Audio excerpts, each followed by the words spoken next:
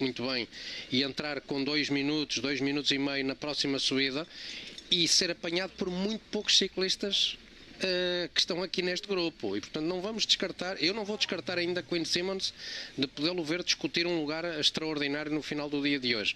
Não vou dizer obviamente a vitória, porque a vitória, como eu digo, só a daria se não houvesse a UAE da forma como está a controlar desde muito cedo a corrida, mas se não houvesse a UAE, eu no dia de hoje acho que o americano tinha um dia memorável. Olha, o Jay Hindley vem agora também aqui a pagar o esforço da reentrada. Quando caiu gastou muito para voltar ao grupo. Talvez também já não estivesse nos seus dias, nunca saberemos. Mas o que é certo é que a Red Bull perde aqui um ativo importante. Continua a ter mais, porque uma equipa que vem hoje, que caprichou aqui no elenco, e que traz Primož Roglic, Giulio Pellizzari, embora o Pellizzari desde o início da prova vimos-lo sempre na parte de trás. Também não estou com grande fé hoje no Giulio Pellizzari, mas haverá que aguardar por Primož Roglic, por Alexander Vlasov e ver o que dá esta Red Bull Bora Hansgrohe.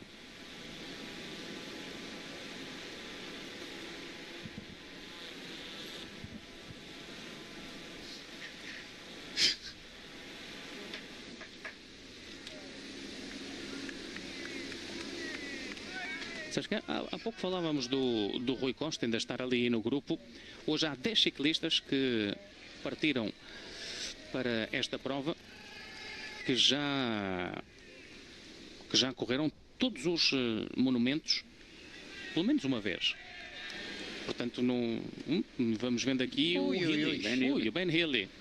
Pois, isto começa-se a encaminhar também dentro da EF para Richard Carapaz, mas Ben Healy está aqui em dificuldades.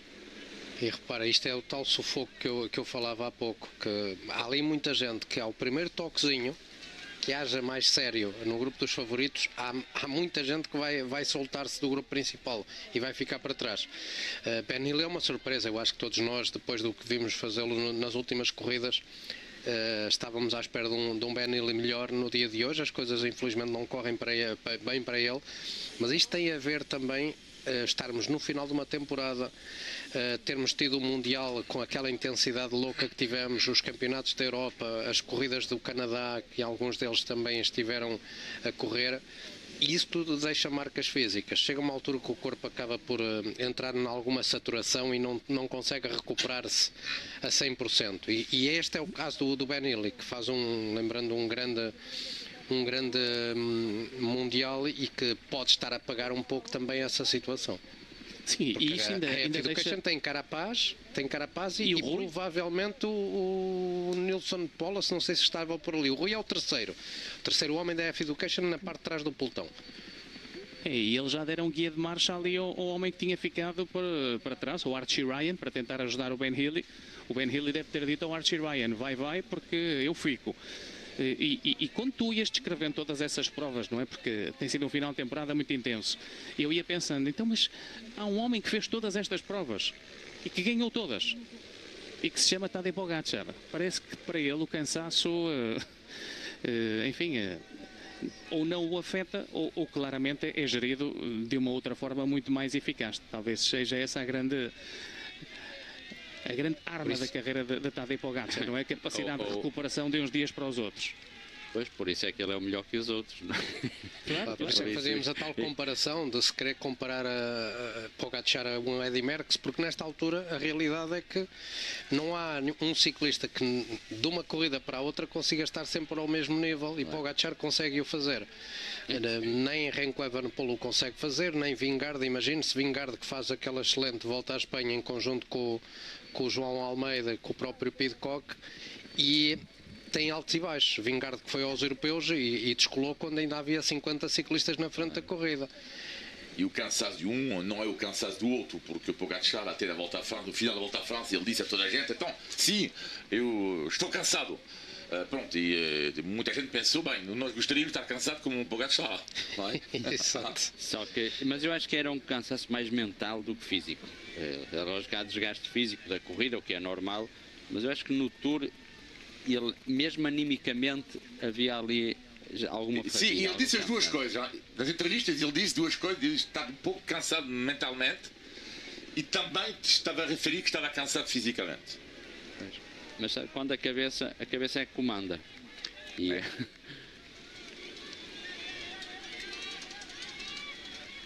por vezes já são muitos períodos de treino, competição, e mesmo estando à frente, mesmo sendo camisola amarela do Tour, é um desgaste que vai existindo, que outro corredor qualquer estava num momento de euforia porque era líder do Tour e ia ganhar. No caso dele, como já ganhou tanto, já está tão habituado a ganhar, já não, eu acho que ele já não estava a desfrutar tanto de estar na Volta à França, já estava à espera que aquilo terminasse. Olha, estava a ver ali dois homens da Picnic a descolar. Um deles é o Kevin Vermaak, que é um ciclista que nos próximos anos vai estar ao serviço desta equipa que está a comandar o pelotão.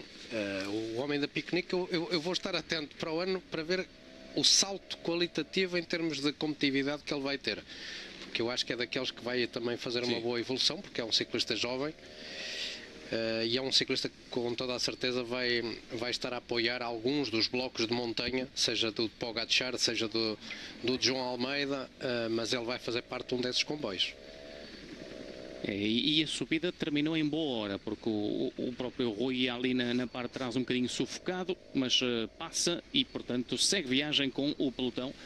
Continua na frente o ciclista português que mais monumentos acumula na carreira. Julgo eu, tenho que confirmar só o número do Nelson Oliveira, mas julgo que o Rui Costa tem mais monumentos que o Nelson Oliveira. Hoje é o 35º em que a linha correu-os todos. Design, Innovation, Performance, Ecoi.com.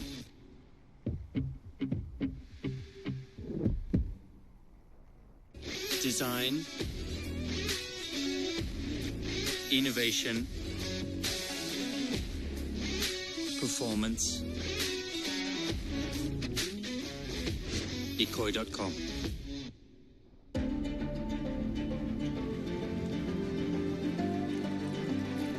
It's always the moment when you come to the top of the mountain here. It's something special. You can honestly just start breathing again. And that's, I mean, it really speaks for itself. Everything is set for freedom and joy.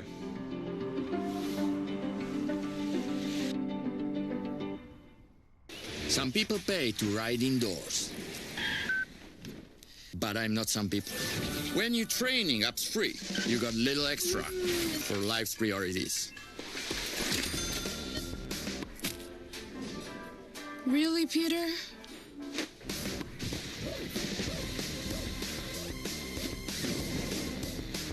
Train smart, ride hard, spend smart. Use my Bush. Save your cash for the good stuff.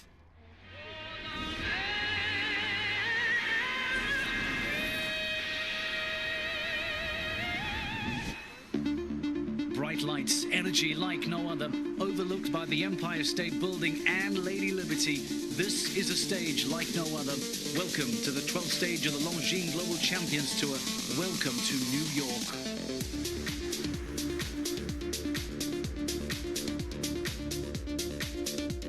The Global Champions League winners are the Stockholm Hearts, and they lift up the trophy.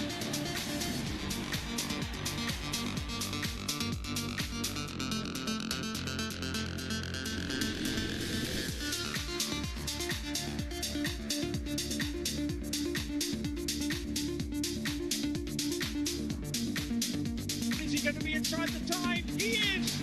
He's a genius. He makes it look so easy.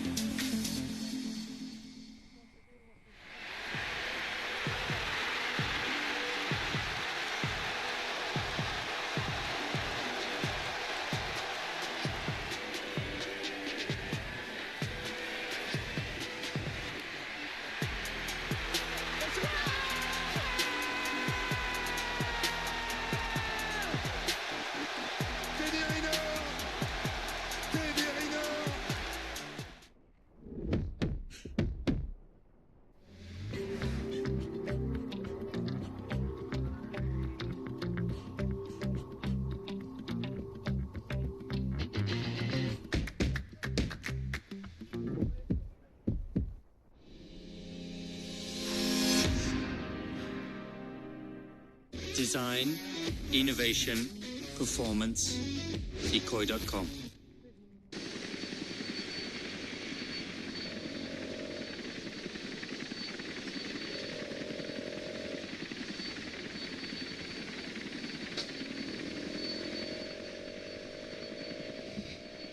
continuamos à boleia do pelotão dentro deste último monumento da temporada, prestes a descobrir se Tadej Pogačar vai consolidar o seu lugar na história, porque se hoje aqui vencer será a quinta vez consecutiva que ganha a Volta à Lombardia, e na história, na longa história do ciclismo, nunca um ciclista ganhou 5 vezes consecutivamente nenhum monumento.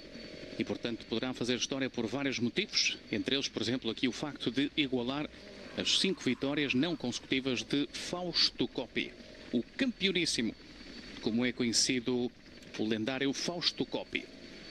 Estamos com 4 horas, 30 minutos, Olivier Bonamici. Esta corrida entra agora, digamos que na parte monumental daquilo que a separa das outras provas de um dia, porque passamos a estar acima dos 200 km e a entrar assim na categoria de monumento, por assim dizer, não é? Porque afinal de contas um dos aspectos que separa os monumentos das outras provas de um dia importantes é a sua quilometragem.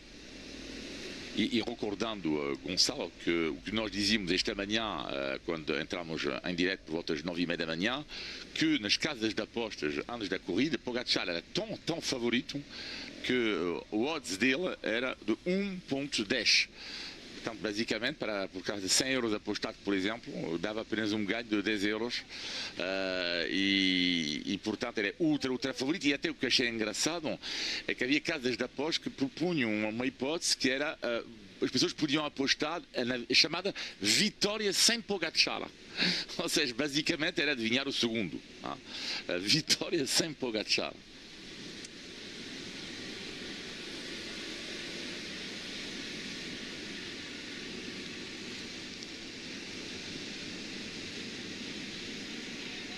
Quinn Simmons é que continua, porque o Quinn Simmons não perdeu tempo desde que arrancou.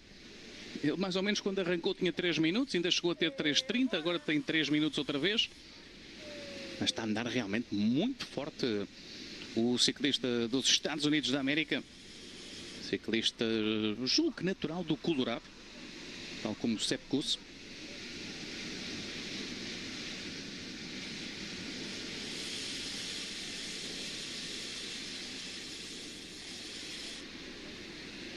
Não está a ver a fácil alimentar-se nesta altura. Mas ele continua a andar bem e vai alargando a vantagem para o grupo intermédio, que daqui a pouco já está aí apanhado pelo grupo dos favoritos e vai restar apenas o americano na frente. E dava para ver que ele não ia comer uma Santos de marmelada, não é? Nem de presunto, dava para ver... É incrível, nós tantas vezes falamos aqui o ciclista tal, retirou-se por problemas estomacais e ainda há dias abordávamos esse tema, Paulo Martins, quando falávamos do Isaac Del Toro no Campeonato do Mundo, que teve problemas estomacais durante o Mundial, e a quantidade de provas e o esforço que fazem estes atletas durante uma prova obriga a ter um protocolo de alimentação que obriga à ingestão de X hidratos, de X líquidos. Está tudo protocolarizado, não é? Depois outra coisa é que se consigam cumprir esses protocolos, porque isto tem que ser adaptado também ao ritmo da própria corrida. E a questão do treino digestivo é tão importante hoje em dia como qualquer outro tipo de treino, não é? É mais um aspecto dentro do treino dos atletas que por vezes passa um pouco ao lado do... Porque os espectadores também, nem todos têm a obrigação de perceber desta questão associada à nutrição, mas estes problemas estomacais são muitas vezes também provocados, não por aquilo que se comeu nos hotéis ou nada, não são intoxicações alimentares, mas pela quantidade de alimento que os corredores têm que ingerir durante as provas para não entrarem depois em subrendimento. E até esse nível o Tadej Pogačar é um corredor fora de série, porque ele consegue elevar a questão da ingestão dos hidratos de carbono por hora a níveis onde nunca antes se tinha pensado que se podia chegar, não é? Estamos a falar de X gramas por hora. Eu creio que no caso do Tadej Pogačar cheguei a ler que já estava nas 120 e às vezes até acima disso. Bom, 120 é um número que já é referenciado quase por norma, com intensidade. fala-se já em 140, que é a Claro, questão 140, se consegue assimilar ou não. 120 sim, isso já praticamente é um número referenciado por todos. Sim, mas há uns Depois lá anos está. não era tão elevado, não é? Isto foi evoluindo muito em pouco tempo. Sim, é o que eu disse há pouco. O aspecto da nutrição no desempenho atual dos corredores, ou seja, nós vemos eles andar mais rápido, médias mais elevadas constantemente. Isto deve-se também, em grande parte, é o treino que evoluiu, é o material que evoluiu, as bicicletas estão mais rápidas, mas é também a parte da nutrição, porque hoje, com esta evolução da nutrição, não só dos produtos de nutrição, mas também o estudo que se fez, que começou a surgir os nutricionistas e todo esse investimento no ciclismo, para ver os gastos calóricos e como aportar energia, ou minimizar os déficits, permite que o corredor tenha sempre mais energia. Esta conta, vamos dizer, dos 100 aos 120 gramas de carbo, primeiro, se recuarmos uns anos atrás, não havia os geis e as barras e a bebida líquida, os carboidratos, que dá-te esse aporte dos tais 100 ou 120 gramas de carbo do norma precisas por hora. E tu com isso consegues manter o corpo sempre com energia e consegues ir sempre a uma intensidade de esforço mais elevada. Antes não havia nem este tipo de produtos, nem estes estudos. O que é que acontecia? Havia mais fadiga, vinha o cansaço e logicamente que o corredor tinha que gerir mais o esforço e não podia ir 4 ou 5 horas à velocidade que vão hoje, ou quer dizer, a velocidade que significa a intensidade de esforço com que vão hoje. Porque não conseguia aportar energia através daquilo que comia para repor o que gastava e entrava em déficit muito mais rápido. Hoje, com toda esta evolução, com todos estes estudos, o ciclista consegue aportar mais energia e consegue ter um desempenho maior e melhor durante as 4 ou 5 horas. E é isto que faz com que é toda esta evolução que faz com que as médias também, é um dos fatores que faz com que as médias subam e sejam mais altas, e também vemos os corredores a atacar de mais longe, a partir ao quilómetro zero e a ir logo muito mais rápido. Ou seja, antigamente não é só dizer-nos, é lógico que a atitude, o atrevimento, estes corredores mais jovens, é certo que isso também alterou, mas também alterou porque há esta capacidade de repor energia. Se não houvesse, podia ter muita atitude. Ao fim de 2, 3 horas estava vazio e não havia mais gás para carregar nos pedais. Ou seja, e ainda bem que isto está sempre a evoluir e torna os atletas mais fortes e com desempenhos melhores e torna o ciclismo um espetáculo cada vez melhor, que também é isso que as pessoas querem ver corrida durante as 4 ou 5 horas. Sim, eu lembro-me de ler a propósito desta questão no início da temporada, da ingestão de hidratos de carbono por hora, o antigo nutricionista da Ineos, que é uma eminência neste tema, que é o Heitor Viribay, ele dizia que é óbvio que cada indivíduo é um indivíduo e não podemos dizer que tem que ser o mesmo para todos, o mesmo protocolo. Portanto, não sabemos ainda o teto, não é? Nós temos atletas que estão nas 90 gramas por hora, nas 120, e ele dizia que até já havia atletas que estavam nas 150, 160, tanto atletas como do ciclismo como do atletismo, das disciplinas de fundo. E claro, e essas quantidades têm que ser suportadas por 8 a 10 horas. É verdade aquilo que tu disseste há pouco, que as 120 gramas são o gold standard do ciclismo, não é? Digamos que o número mágico, mas ele diz que há potencial para explorar muito mais a nutrição, mas depende da capacidade do indivíduo de absorver, transportar e oxidar os hidratos de carbono. Isto não é só meter lá para dentro, pois é preciso que eles sejam também recebidos pelo corpo e sejam processados pelo organismo. Por isso é que eu dizia há pouco, o Isaac Del Toro, quando lhe dá aquele problema estomacal, pois provavelmente ele estava a fazer tudo bem. O problema é que depois o corpo, por vezes, não está preparado para absorver esse tipo de quantidades e ao não absorveres, tu não tens a mesma capacidade que tinhas há 30 minutos atrás.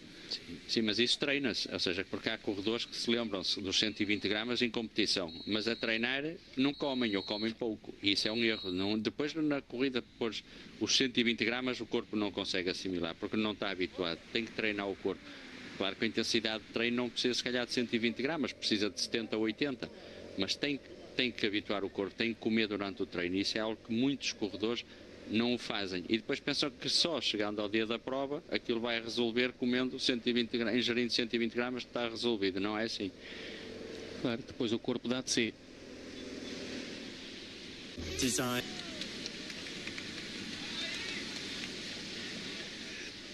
Continua a insistir o campeão dos Estados Unidos da América, Quinn Simmons.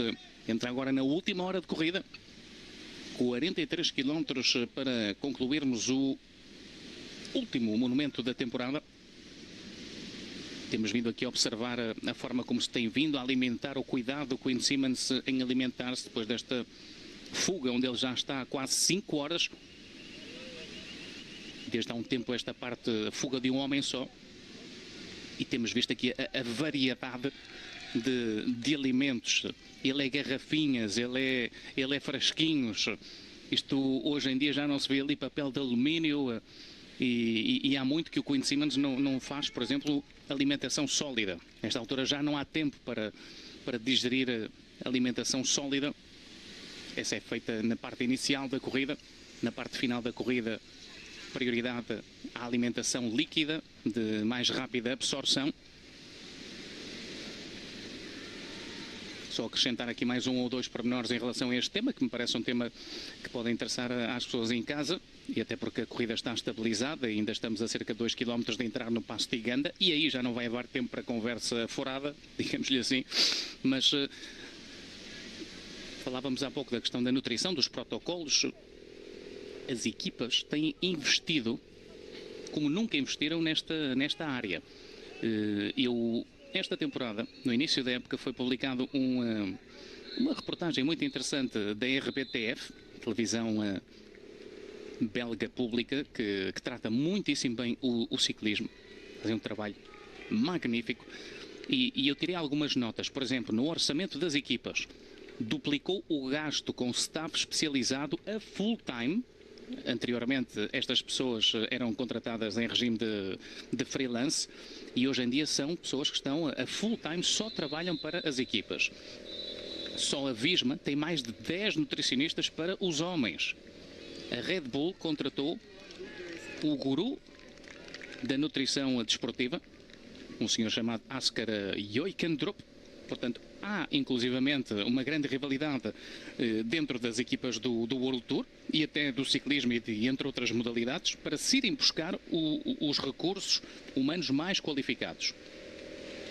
E se perguntarem como é que os corredores pois, comunicam com os seus responsáveis, não é? Dentro desta área. Pois, muitos corredores já têm uma app onde registram diariamente o que comem. Eles próprios têm o controle do que comem, porque ficam a saber a ingestão de lípidos, de proteínas, de vitaminas, e com isso também podem fazer um controle àquilo que devem comer. E o que me chamou a atenção é que não comem sempre o mesmo, porque isto depois temos a parte teórica e a parte prática, e na prática é difícil todos os dias fazer a mesma alimentação. E portanto é vital para o metabolismo variar os alimentos. Portanto, não precisam comer sempre pasta, como se fazia antigamente, ou sempre arroz. Podem comer, por exemplo, comidas alternativas, fontes de energia alternativas, como os grãos, como a batata doce.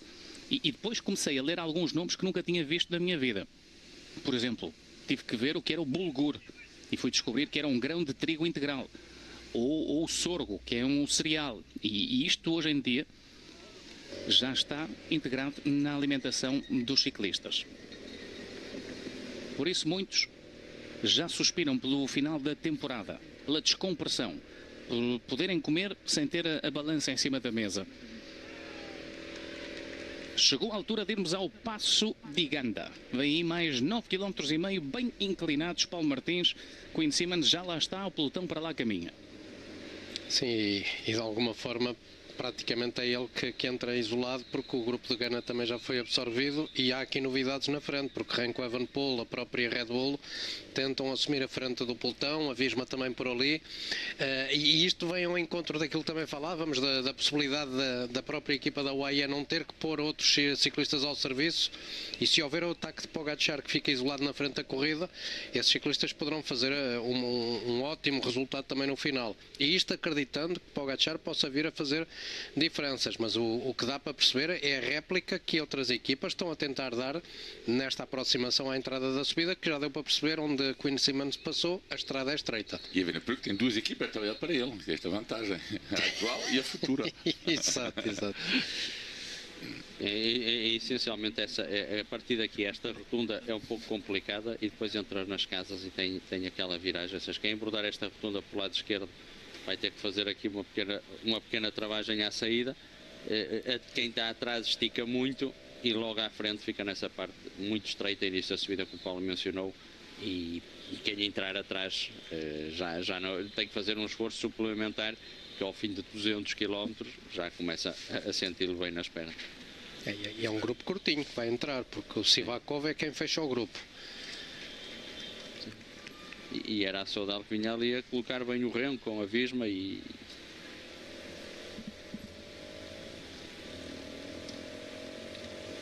praticamente já entraram todos na subida.